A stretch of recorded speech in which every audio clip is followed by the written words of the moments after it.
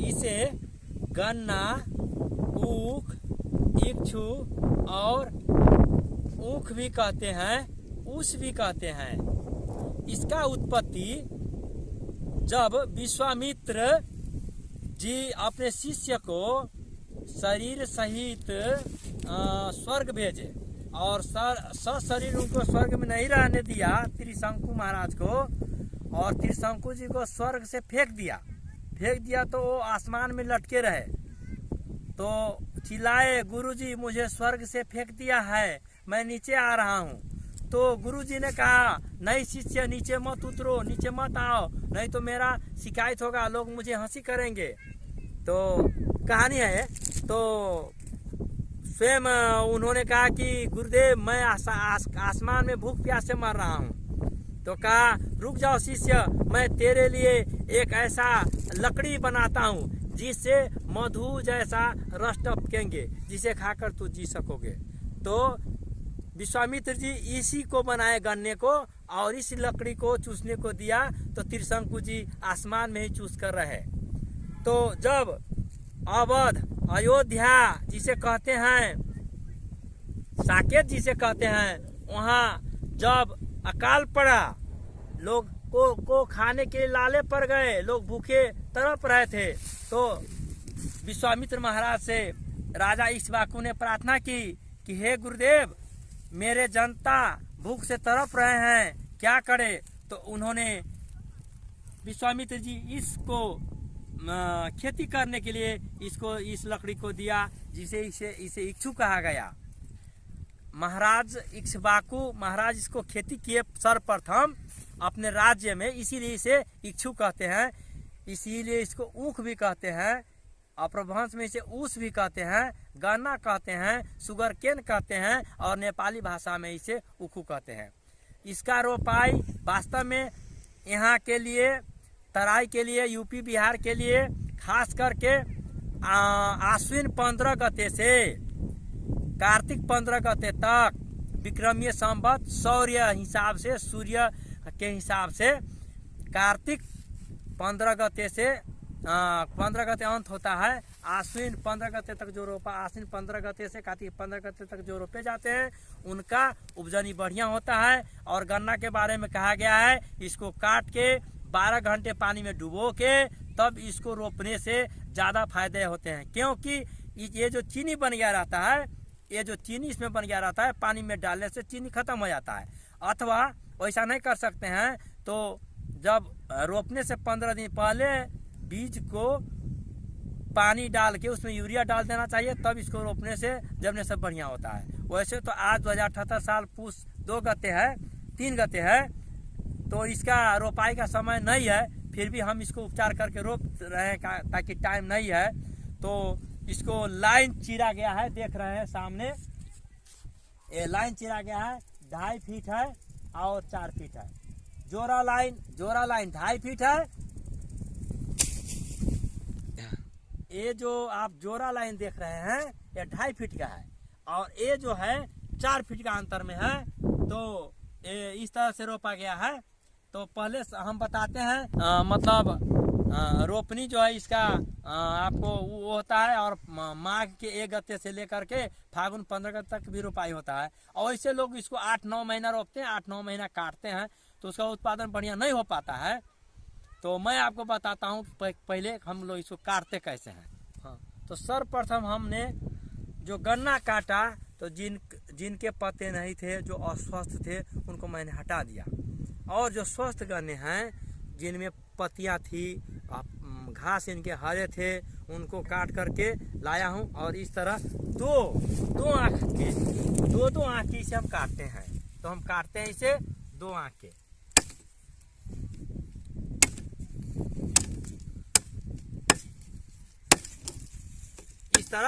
इस तरह 2 आँख के हमने इसको काट रहे हैं। और इसको काटने के बाद में अगर इसको हमने नहीं भिगाया है, तो मेरे पास अभी टाइम नहीं है, तो इसको 12 घंटे नहीं भिगा रहे हैं, मैं केवल 5 मिनट के लिए जो मैं दवा का एक घोल बनाऊंगा, उस घोल में इसको मैं डुबाऊंगा, और उसी घोल में डुबा के इसको हम रोपेंगे, अर्थात बुआई करेंगे। तो मैं आपको बता रहा हूँ कि फिर कैसे हम इसको घोल बनाएंगे, क्या क्या घोल बना रहे हैं। तो हमने दो गिरा के जिनकी आँख स्वस्थ है, जो जन्म से अच्छे हो सकते हैं, उनको मैंने काटा है, देख लीजिए दो है। और इसको कैसे हम रोपेंगे सो भी दिखाएंगे। तो सबसे पहले हम इसको जो है दवा में, किसी दवा में मेरा अनुभव है, मैं अपना अनुभव से पहले तो ये मिसाल में डुबाता था, इसके बाद यह मेरा अनुभव है। मेरा अनुभव ये है कि मैं उसमें 4-5 दवाएं मिलाता हूँ। तो देखिए मैं क्या क्या मिलाता हूँ। डुबोने के लिए बर्तन चाहिए, बड़े बर्तन मेरे पास नहीं है, तो कम पैसे में कम खर्च में कैसे होंगे। तो देखिए मैंने छोटा सा तिरपाल लिया हुआ है, तिरपाल को दो तह किया और बीच में एक पॉलीथीन लगा दिया और इसके ऊपर फिर पॉलीथीन डाला कि अगर ये फूट गया, 2 बार फूट गया, 3 बार फूटेगा तो ही पानी नहीं जाएगा। और ये हल्का भी है, तो इसमें हम पानी डाले हुए हैं। और ये जो है जाली है, देखेंगे ये जाली है 2.5 फीट का है, 2.5 मीटर का है। 2.5 मीटर का जाली इसलिए है कि इसमें हम गन्ना दवा डालेंगे, इसमें गन्ना दवा डाल करके इसको घोल करके तब इसमें हम गन्ने को डुबाएंगे 5 मिनट और डुबो करके निकालेंगे ताकि लेबर ना लगे, कम लेबर लगे। अगर इसमें मैं घोलता हूँ और इसमें इस तरह इस गन्ने को टुकड़ों डालता हूँ, पानी डाल के फिर निकालना पड़ेगा। तो इस तरह निकालने में लेबर खर्च, श्रम ज़्यादा लगता है, समय ज़्यादा लगते हैं। और यह जाली के प्रयोग करने से कम समय लगता है। तो हम देखते हैं कि मैं दवा कैसे घोल रहा हूँ। यह मेरा अपना अनुभव है, मैं अपने अनुभव से करता हूँ और यह मुझको बढ़िया रिजल्ट दिया है। इसीलिए अब मैं कैसे घोलता हूँ इसको दिखाऊंगा। तो सर्वप्रथम यह हिंदुस्तान एंटीबायोटिक कंपनी भारत सरकार का उपक्रम द्वारा बनाया गया यह स्टेप्टोसाइक्लिन है। यह बैक्टीरिया नाशक है, यह बैक्टीरिया को मारता है। तो मुझे लगता है कि शायद गन्ने में भी बैक्टीरिया लग सकते हैं, तो इसीलिए मैं यह 6 ग्राम दवा 60 लीटर पानी में डालता हूँ। इस हिसाब से मैंने इसको इसमें ऐसे डाल करके इसको घोल बना करके इसको घोल दिया और थोड़ा सा यह पानी पीला हो गया और इसमें मैंने इसको डाल दिया। मेरे पास यहाँ 30 लीटर पानी है, मैं 30 लीटर पानी में डाल रहा हूँ। तो मैं अब फंगीसाइड में मैं या हेक्साकोनाजोल मेरे पास कॉन्सस है, हेक्साकोनाजोल मैं 30 लीटर पानी में 60 ml डाल रहा हूँ। इसमें 60 ml ये डाल दिया हूँ, 30 लीटर में 60 ml, 30 लीटर मैंने पुनः इस पानी में घोल के डाल दिया। और इसी तरह हम अब जो है कार्बेंडाजिम, बेबिस्टिन, कार्बेंडाजिम प्रति लीटर पानी में मैं 2 ग्राम डालता हूँ।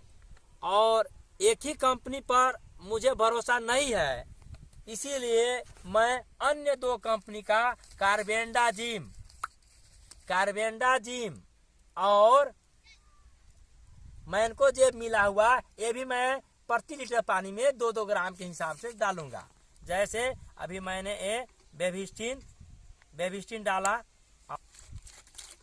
इस तरह पूरे अच्छे ढंग से घोल करके इसमें मैंने डाल दिया। देख रहे हैं मैं साफ को डाल रहा हूँ, मैंने इसमें साफ डाला है।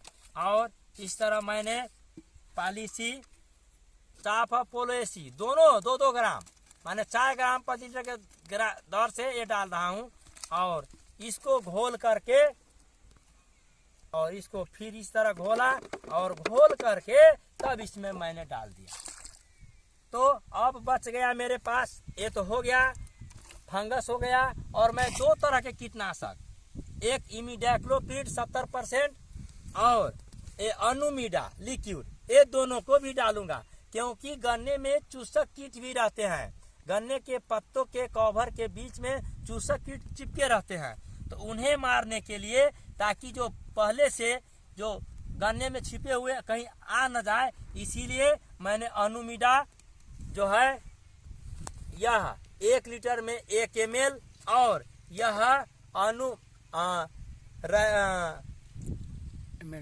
टैकलेट जो है यह इमिडाक्लोपीड 70% WDG है, इसको मैंने इसमें अब डाल रहा हूँ। ये दोनों को मैंने डाल करके और घोल को बना करके अच्छी तरह से इसे लकड़ी, अब मैंने इसे इसमें इमिडाक्लोपीड भी डाल दिया। अब मैं इसमें दीमक ना लगे और इसके अंदर बोरर के जो क्या बोलते हैं उसको, बोरर के जो कीड़ा हैं उसको मारने के लिए और दीमक को मारने के लिए मैंने यह लीथल 505 जो क्लोरोपाइरीफास 50% और साइपरमेथ्रिन 5% है, इन घोल को मैंने इसमें प्रति लीटर 4 ml के हिसाब से मैंने इसमें डाला है और इसको डाल करके अब तैयार है। इस तरह मित्रों मैंने इसमें जो मेरा अनुभव है इसके आधार पर मैं 5-10 वर्षों से इसे इसी तरह भिगोकर डुबाकर रोपते आया हूँ। इसीलिए मैं जो पहले से 2 आँख का 2 कीड़ा का जो मैंने टुकड़ा काटा है इसको मैं अब इसमें डाल रहा हूँ और इसे ठीक 5 मिनट के लिए छोड़ दूंगा बंद कर। रेडी। तो 5 से 7 मिनट लगभग हो गया। इस जो दवा का मैंने घोल बनाया था, जो 2 आँख के टुकड़े हैं, इसको हम निकाल रहे हैं। इस तरह देखिए, ये जो जाली है इस जाल से अब ये जो दवा है ये चू रहे हैं और मैंने इसे जमीन पे नहीं डाला, मैंने इसमें उस बर्तन में डाला ताकि इसको दोबारा उठाने में लेबर ना लग सके। तो मैंने अब इसको इस तरह इसमें डाला और इसको हम जाकर बुआई करेंगे। कुछ देर के बाद में इसको हम बुआई करेंगे। जब हम इसको जमीन में बुआई करते हैं तो ध्यान रहे कि ये आँख जो है, ये आँख ऐसे ना रोपे, क्योंकि एक आँख इसके नीचे हो जाएंगे और एक आँख ऊपर हो जाएंगे तो ऊपरी आँख तो सीधा से जम जाएंगे और नीचे वाली जो आँख है उसे जमने में दिक्कत होगी। तो इसीलिए हम इसको करवट, एक आँख दायां और एक आँख बायां, इस तरह, और इसका दूरी जो है हम इसको 4 इंच गैप करके इस तरह बुआई करते हैं। इस तरह बुआई करते हैं बस। चलो, यह जो है बांग्ला है, इसे मैं गन्ना के लाई में डालूंगा। तो आप कहेंगे अरे भाई गन्ना तुम्हारा कमजोर हो जाएगा। तो मेरा यह अनुभव है, अभी तो पहले इसके लाइन में जब ये बांग्ला जी हम लोग बोलते हैं दाल की चीजें हैं, इससे तो पहले कमजोर होंगे, लेकिन जब इसको उखाड़ लेंगे, काट लेंगे, तो ये जो वायुमंडलीय नाइट्रोजन जमीन को देगी, ये मेरे गन्ने को बाद में मिलेंगे। तो जो सिंगल गन्ना है उससे ज्यादा उत्पादन देंगे और मैं इसमें यूरिया कम डालूंगा, क्योंकि यह जो है वायुमंडलीय नाइट्रोजन इसके जड़ में देंगे। तो मैं एक हाथ पर अर्थात 1.5 फीट पर मैंने इसको डाल रहा हूँ। एक फीट पर इसको डाल दिया मैंने। और इसके बाद ये डालने के बाद में अब DAP, यूरिया, पोटास, इसमें DAP, यूरिया और पोटास का सम्मिश्रण है, इसको मैं इस लाइन में इस तरह डाल रहा हूँ। बस बंद। हरिओम चीनी मिल के उप गन्ना प्रबंधक श्री योग नारायण रचक जी ने कहा कि इसमें उपचार करिए और यह जो BSF का टाल स्टार है इसका लाइन में स्प्रे करिए। तो मैंने आपको पहले बता चुका हूँ, मैं अपना अनुभव से उसमें मैंने जो सम्मिश्रण बनाया था उसमें मैं डुबोया हूँ। जो कार्बेंडाजिम, मैनकोजेब का सम्मिश्रण था, उसमें इमिडाक्लोपीड था, उसमें क्लोरोपाइरीफास और साइपरमेथ्रिन था और बैक्टीरिया के लिए स्टेप्टोसाइकिन था। उन सम्मिश्रणों में मैंने उनको डुबाया और लाइन में मैं अब स्प्रे कर रहा हूँ।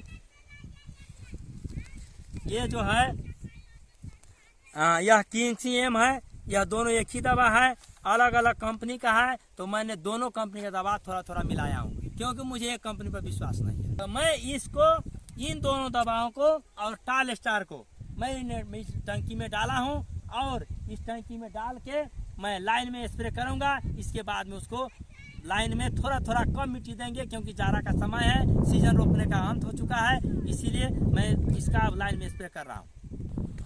नेपाल प्रदेश नंबर 2 सर्लाही जिला स्थित हरिओम चीनी मिल से मैं शत्रुघ्न महतो बरथवा निवासी बरथवा 8 के किसान को स्प्रे करने के लिए ये 2 दवा चीनी मिल से मिले हैं, और इसको मैं अपनी तरफ से मिलाया हूँ।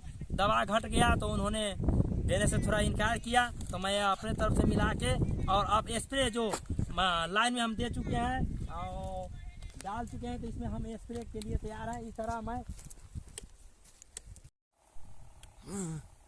स्प्रे कर रहा हूँ, गन्ने पर स्प्रे हो रहे हैं। मित्रों, स्प्रे के बाद जो मैंने दवा छिड़काव किया, ये स्प्रे के बाद तत्काल ढक देना चाहिए, ताकि सूर्य और हवा के कारण यह दवा उड़ न जाए। तो देखिए मित्रों, थोड़ा थोड़ा मिट्टी इसमें डाल रहे हैं, क्योंकि सीजन कम है, साइड से थोड़ा थोड़ा मिट्टी डाल रहे हैं।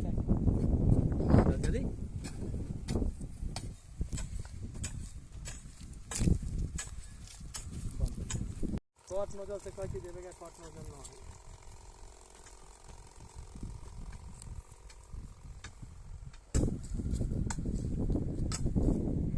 रेडी।